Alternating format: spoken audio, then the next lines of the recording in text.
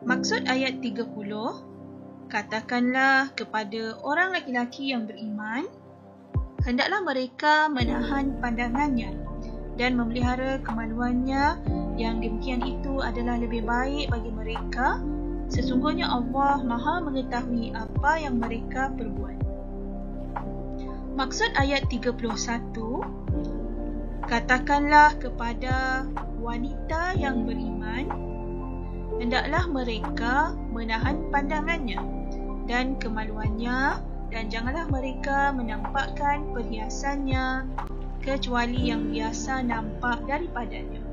Dan hendaklah mereka menutupkan kain tudung ke dadanya, dan janganlah menampakkan perhiasan kecuali kepada suami mereka atau ayah mereka atau ayah suami mereka atau putera-putera mereka atau putera-putera suami mereka atau saudara lelaki mereka atau putera-putera saudara lelaki mereka atau putera-putera saudara perempuan mereka atau wanita-wanita Islam atau budak-budak yang mereka miliki atau pelayan-pelayan lelaki yang tidak mempunyai keinginan terhadap wanita atau anak-anak yang belum mengerti tentang aurat wanita.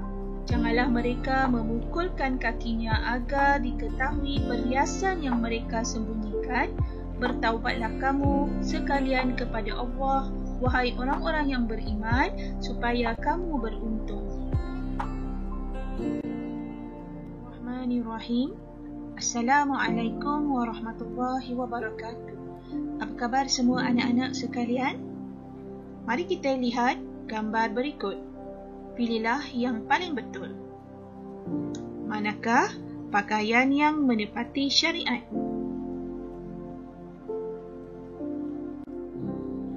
Baiklah anak-anak sekalian, hari ini kita akan meneruskan pembelajaran kita dalam bidang Al-Quran yang bertajuk kewajipan memelihara kehormatan diri. Di dalam surah An-Nur ayat 30 sehingga 31. Dalam pelajaran ini, kita akan melihat apakah perintah Allah Subhanahu Wa Taala di dalam ayat tersebut dan apakah pengajaran ayatnya. Pelajar boleh merujuk buku teks di muka surat 43 sehingga 52 sebagai rujukan.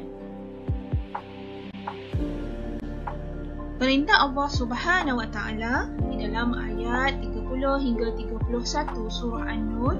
Yang pertama, Allah Subhanahu Wa Taala memerintahkan agar kita menundukkan pandangan.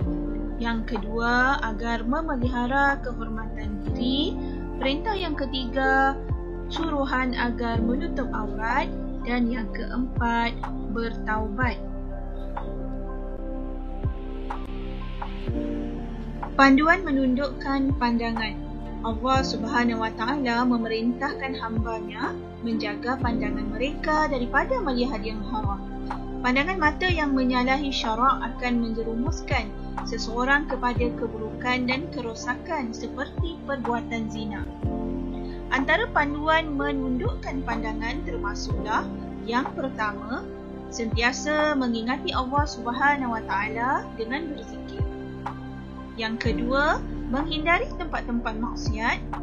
Yang ketiga, segera mengalihkan pandangan jika terlihat perkara maksiat. Yang keempat, memilih untuk melihat bahan-bahan yang baik dan bermanfaat. Dan yang kelima, memperbanyakkan amalan berpuasa seperti puasa sunat. Baiklah, di antara panduan untuk memelihara kehormatan diri ialah yang pertama, menghindarkan perbuatan zina, lesbian, homoseksual dan onani. Yang kedua, berpakaian menepati kehendak syarak. Yang ketiga, menjaga tata susila dalam pergaulan, termasuklah di dalam media sosial. Dan yang keempat, bercakap perkataan yang baik, lemah lembut dan bersopan santun. Allah Subhanahu Wa Taala seterusnya adalah menutup aurat.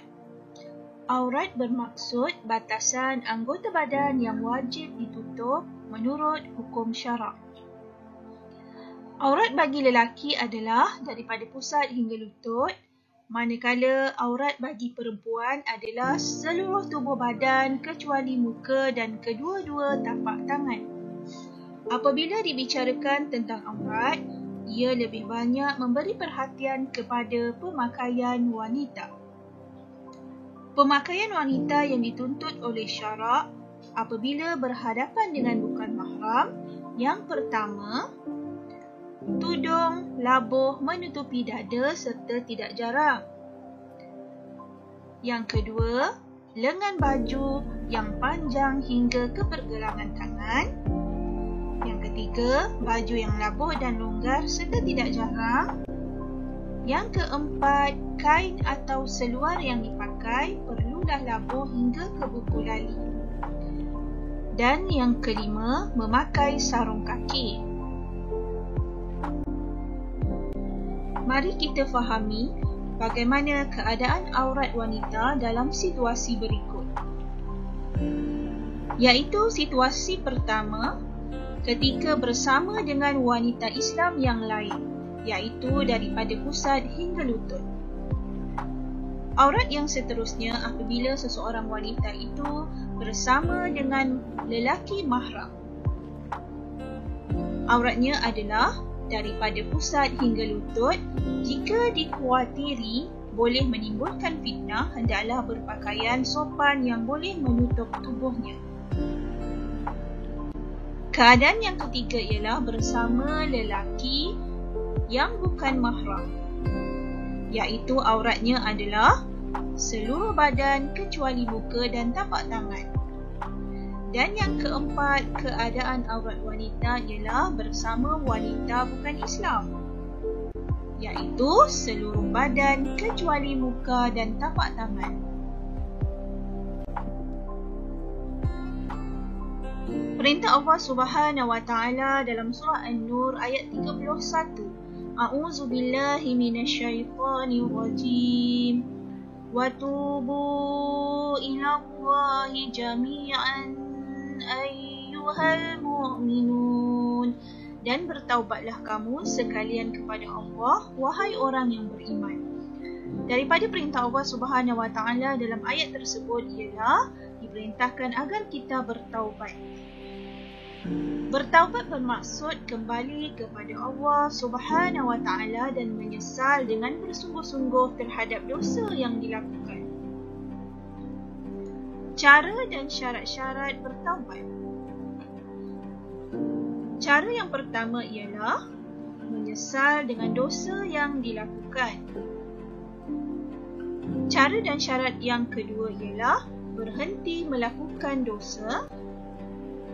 Cara dan syarat bertaubat yang ketiga ialah berazam tidak mengulangi perbuatan dosa. Dan cara dan syarat bertaubat yang terakhir ialah meminta maaf dan memulangkan hak kepada pemiliknya. Pengajaran ayat. Sebagai umat Islam, kita hendaklah menundukkan pandangan daripada melihat perkara-perkara yang haram agar beroleh balasan syurga. Pengajaran yang kedua hendaklah kita memelihara kehormatan diri agar kehidupan dirahmati oleh Allah. Pengajaran yang ketiga, sebagai umat Islam, kita hendaklah berpakaian menutup aurat agar selamat daripada keburukan dan gangguan. Dan pengajaran yang keempat, sebagai umat Islam, kita hendaklah sentiasa bertaubat agar dicintai oleh Allah Subhanahu wa taala. Baiklah anak-anak sekalian, aktiviti seterusnya ialah penilaian. Fenomena swafoto semakin menular dalam kalangan remaja. Mereka seringkali membuat naik ke laman sosial gambar-gambar yang tidak menutup aurat. Kemukakan pendapat anda untuk menangani isu ini daripada terus berleluasa. Saya harap pelajar dapat menyiapkan soalan ini dan hantar kepada ustazah. Sedikit renungan. Rasulullah SAW berpesan agar kita menunaikan beberapa hak ketika kita duduk di pinggir jalan, iaitu menundukkan pandangan, mengelakkan gangguan, menjawab salam, amar makruf nahi mungkar. Semoga apa yang telah Ustazah sampaikan tadi dapat memberi manfaat kepada semua. Ustazah akhiri pembelajaran kita hari ini dengan Assalamualaikum warahmatullahi wabarakatuh.